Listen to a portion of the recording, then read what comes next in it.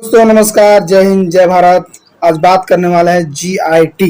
ठीक है, जीआईटी का फुल फॉर्म क्या होता है इसके बारे में बात करेंगे। ठीक है, जीआईटी हमारे शरीर में कैसे लागू होता है, कैसे कैसे अवशोषित करता है, कैसे कैसे क्या करता है, फिर बताऊंगा जीवा क्या काम होता है, लार ग्रंथि क्या काम होता है, अग्नाशय क्या काम होता है, यकृत का क्या काम होता है, पित्ताशय क्या काम होता है, और बता दूं कि पाचन समस्या में कितने भी 3 चरण होते हैं, कौन कौन चरण होते हैं इसके बारे में बात करेंगे। ठीक है, और टोटल बताऊंगा कि जैसे कौन से विटामिन वगैरह ये सब, मतलब जब मैं भोजन, किसी भी इंसान अगर भोजन करता है तो उसको कैसे कैसे पाचन के रास्ता से गुजरना पड़ता है, और रेक्टम के सहारे बाहर कैसे निकलता है, उसके बारे में आज सिर्फ बात करने वाला है। ठीक है, तो आप अगर मेरे चैनल पर नए हैं तो मेरे चैनल को सब्सक्राइब कीजिएगा, सपोर्ट कीजिएगा, बेल आइकन को हिट कीजिएगा। ठीक है, तो बात करते हैं जीआईटी के बारे में। ठीक है, जीआईटी का फुल फॉर्म होता है गैस्ट्रो इंटेस्टिनल ट्रैक्ट।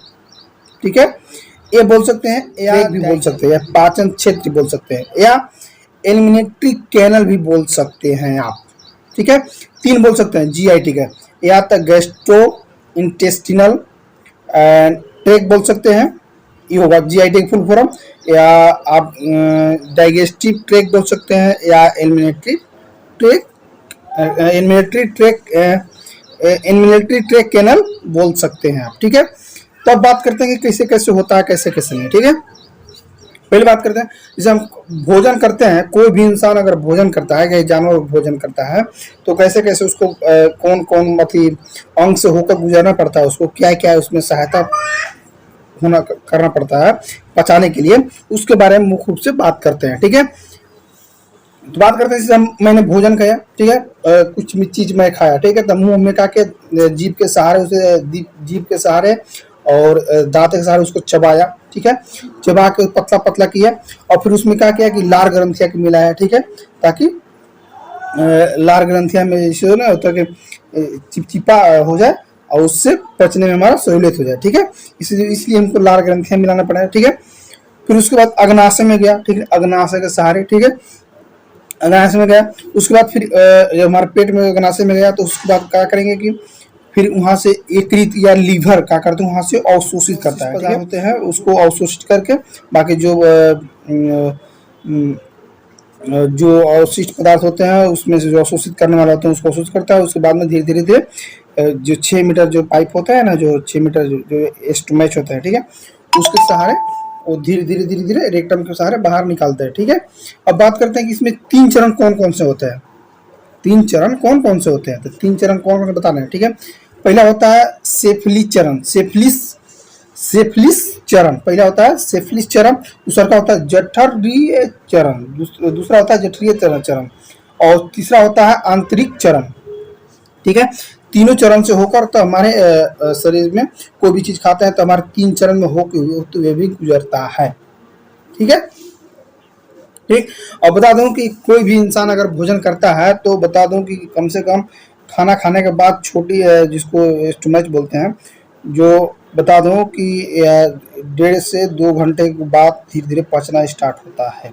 ठीक है, 45 मिनट बाद जैसे हम खाना खाएं तो उसको अगर जैसे खाना खाने के बाद ताकि पूर्ण रूप से अपना पित्ताशय अग्नाशय संमित करेगा, यकृत को भी अति करेगा, पित्ताशय से अति करेगा, पित्त के थैले से कुछ निकालेगा केमिकल उसके हिसाब से, ताकि पचने में सहूलियत हो, तब उसके बाद धीरे धीरे पचता है। ठीक है, और बात करेंगे जैसे जठरांग क्षेत्र क्या होता है, जिसमें गैस्ट्रोइंटेस्टिनल ट्रैक या डाइजेस्टिव ट्रैक या एलिमिनेटरी ट्रैक कैनल क्या होता है, क्योंकि मनुष्य अन्य जंतुओं के अंदर पाए जाने वाला अंग तंत्र है।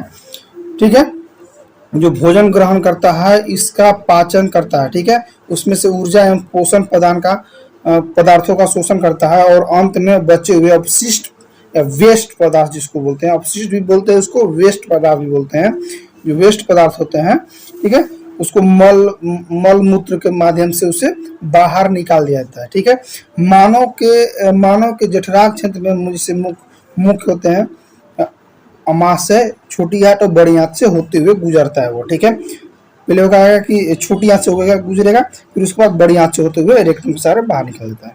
कौन चीज, तो वेस्ट पदार्थ। ठीक है, एक बात और बता दूं, जिससे कि अगर जीआईटी में प्रो इंटेस्टिनल ट्रैक इसमें प्रॉब्लम होने लगती है तो बता दूं कि कौन कौन से सिम्टम्स नजर आएंगे और क्या क्या लक्षण दिखने को मिलेगा। ठीक है, अगर सब साइन सिम्टम अगर देखने को मिलता है तो आप अपने नजदीकी डॉक्टर से जरूर संपर्क करें। ठीक है, बात करते हैं जैसे गैस्ट्रिक समस्या उत्पन्न होने लगती है, जैसे कि कब्ज, उल्टी होने लगेगा। ठीक है, दस्त होने लगा, पेट बार बार पतचट्टी करने लगता है। ठीक है, फिर नाराजगी होने लगेगा, जैसे कोई चीज बोलेगा तो अच्छा फील नहीं होगा। ठीक है, ये होगा जीआईटी रक्तस्राव, जिससे क्या होता है कि पेट में क्या होने लगता है कि जहाँ जहाँ पे जो पाचन क्रियाएं होती है, जहाँ जहाँ से पाचन क्रियाएं होती है वहाँ पे रक्तस्राव उत्पन्न कभी कभी किसी में देखने को मिलता है। जैसे उल्टी करता है, चाहे उल्टी करता है ना, तो ब्लड निकलता है। ठीक है, और जैसे बता थकान होगा, सुस्ती होगा, ये भी साइन सिम्टम देखने को मिलता है। ठीक है, तो मूत्र में असमय में या ब्लडिंग भी होने लगता है किसी के। ठीक है, ये सब लक्षण होते हैं और इसमें बहुत सारे लक्षण साइन सिम्टम देखने को मिलता है। और बता दो जिससे कि कम बुखार होगा, जैसे हल्का हल्का फीवर लगेगा आपको। ठीक है, और मलती उल्टी होगा। ठीक है, पेट दर्द होगा, निगलने में कठिनाई होगा। ठीक है, ओजन की समस्या उत्पन्न होने लगेगी। ठीक है, ओजन जैसे कि 20 किलो था, अरे सॉरी, कोई भी इंसान के स्वस्थ रहता है तो 60 से 65 केजी को वेट होता है। ठीक है, ओजन का होगा कि ओजन या तो लगातार बढ़ेगा, बढ़ता इसमें कम है, किसी किसी में बढ़ता कम है, लेकिन इसमें कम होने लगता है। 65 किलो था, धीरे धीरे 1 महीना 2 महीना के बाद कहाँ होना कि 60 किलो हो गया, फिर 55 किलो हो गया, धीरे धीरे उसका मतलब वेट घटने लगता है। ये सब साइन सिम्टम होते हैं। ठीक है, ठीक है, और फिर ये भी होने लगता है कि जिससे जठरांत शोध में गैस्ट्राइटिस एक ऐसी चिकित्सा स्थिति है, इससे बता दूं कि मार्ग में इटिस या सूजन या पहचाना जाता है, जैसे पेट में गैस्ट्रो तथा छोटी आंत में इंट्रो दोनों शामिल होते हैं, जिसके परिणाम स्वरूप कुछ लोगों को दस्त या उल्टी, पेट में दर्द और अन्य समस्याओं का पेट में दर्द होने के साथ साथ पेट में ऐठा होने लगता है, जैसे लगे मरोड़ रहा हो, ऐसा उत्पन्न होने लगता है। ठीक है, तो ये सब सामूहिक समस्या होती है, तो उसमें आप ये सब समस्या उत्पन्न होती है तो आप नज़दीकी अपने डॉक्टर से संपर्क जरूर कीजिए। ठीक है, जो भी मैं वीडियो बनाता हूँ सिर्फ आपको जानकारी के लिए बनाता हूँ, ताकि आपको जानकारी मिलता जाए। ठीक है, अब ये भी बात करने की कह रहा था कि जठरांत्र को क्या कहते हैं। अरे भैया, जठरांत्र को गैस्ट्रो इंटेस्टिनल ट्रैक या डाइजेस्टिव ट्रैक या पाचन क्षेत्र या एलिमेंट्री कैनल कहा जाता है। ठीक है, मनुष्य या अन्य जंतुओं के अंदर पाए जाने वाले अंग तंत्र जो भोजन ग्रहण करता है। ठीक है, भोजन ग्रहण करता है। ठीक है, इसका पाचन करता है, उसमें उससे ऊर्जा को पोषण प्रदान करता है। जो शोषण पदार्थ होता है, जो मल के सहारे उससे बाहर जो वेस्ट पदार्थ होते हैं उसे बाहर मलमूत्र सहारे निकाल देता है, ये होता है। ठीक है, तो बता रहा हूँ कि कमेंट करने वाले व्यक्ति ऐसा कमेंट करते हैं कि मैं पीछे में बताया, शुरू से मैं बताया, फिर पूछे कि क्या होता है, ऐसा होता है। ठीक है, एक बात और नोटिस में कर दे रहा हूँ कि किसी व्यक्ति ने क्या पूछा, व्यक्ति पूछा कि सबसे ताकतवर क्या होता है, बीमारी होते हैं या मेडिसिन होते हैं।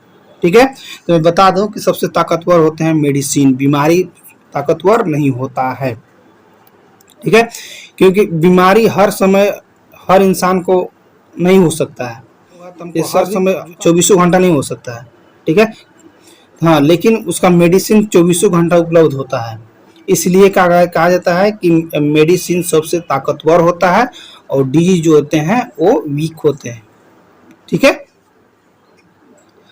एक बात भी और बता देंगे, जिसे जठरांत में हार्मोन बैलेंस क्या होता है, इसके बारे में बात करेंगे। ठीक है, इसमें कौन कौन से हमको इसे पचाने में सहूलियत होती है, जिसे बता रहा हूँ।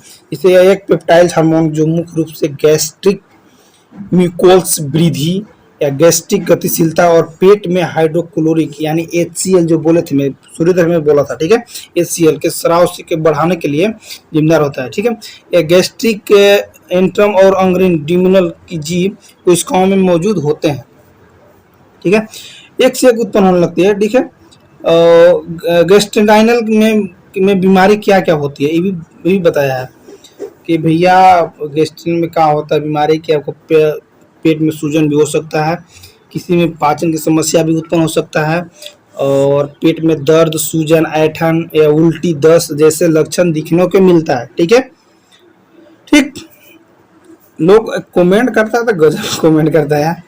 ठीक है, आई कहा कि जठरांत क्या होता है। अरे भाई, शुरू में बताया कि जठरांत क्या होता है। ठीक है, और मैं एक एकदम शॉर्ट को तरीके से बता रहा हूँ जठरांत क्या होता है। ठीक है, इसको जीआईटी बोलते हैं, जिसको गैस्ट्रो इंटेस्टिनल ट्रैक बोलते हैं, या डाइजेस्टिव ट्रैक बोलते हैं, या एलिमिनेटरी कैनल बोलते हैं। ठीक है, तो बता दूं कि जीवा होता है, फिर जीवा से फिर लार ग्रंथि होता है, फिर उसके बाद अग्नाशय में आते हैं, फिर अग्नाशय के बाद उसके बाद यकृत में आते हैं, फिर पित्ताशय में आते हैं। ठीक है, ये भी इसमें भी 3 चरण होते हैं। कौन कौन होते हैं कि सिफिलिस चरण, ठीक है, जठरीय चरण, ठीक, एंड होता है आंतरिकीय चरण होता है। 3 चरण होते हैं।